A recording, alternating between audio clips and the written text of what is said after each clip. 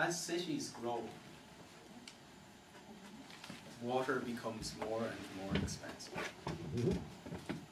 And strangely, as cities grow, we don't usually consume less water per person. I've put together a bit of a story today.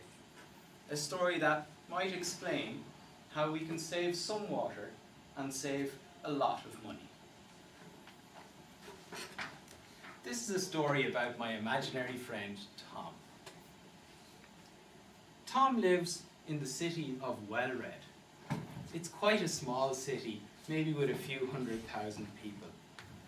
One of the interesting aspects of Wellred is that everybody in Wellred earns the same amount of money. And they only spend it on two things. They spend their money on books, and they spend their money on water. 20 years ago, everybody spent all of their money on books because water was absolutely free.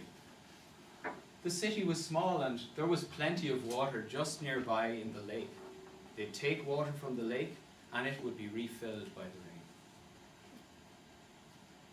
rain. Let me tell you about how much water and how many books they used to use.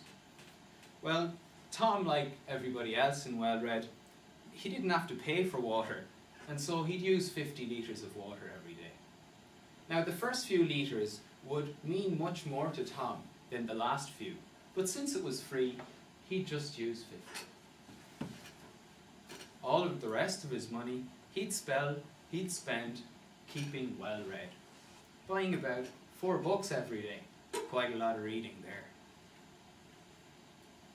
Now, if we fast forward by 19 years later, the city of Wellred had really grown by quite a bit.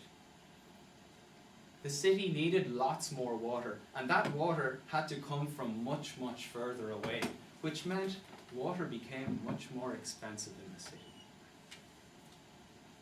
As governments do, they had to pay, and so they brought in an income tax. And now Tom and the rest of the citizens of Wellred had less money to spend on their books, because all of their wages now couldn't be spent buying on what they loved to buy. What Tom found to be most annoying, though, was that he would still consume 50 litres of water, and even if he consumed less, it wouldn't save him any money unless everybody else in the city also consumed less water. But just 1 year ago, things all changed in the city of Wellred, and the income tax was thrown out. People were asked instead to pay per unit of water that they would consume. This really changed things around for Tom. Now, Tom would sacrifice a few of his last litres of water, and he wouldn't be much worse off. He wouldn't be much less happy.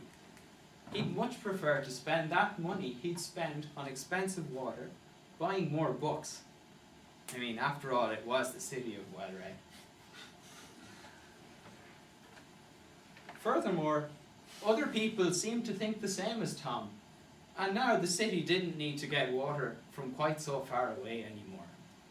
Overall, less water was being used, but not just less water, less of the most expensive water was being used.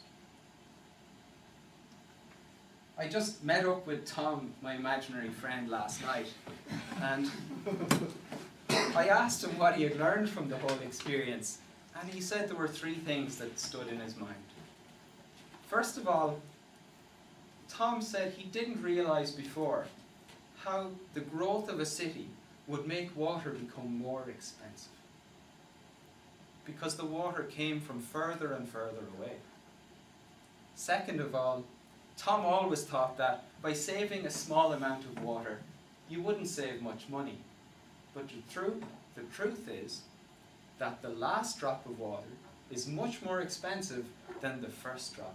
And so a small reduction in water saves a lot of money. And finally, Tom, he prefers to pay directly for his water. Rather than having an income tax, he'd much prefer to consume a little less water and buy lots more books.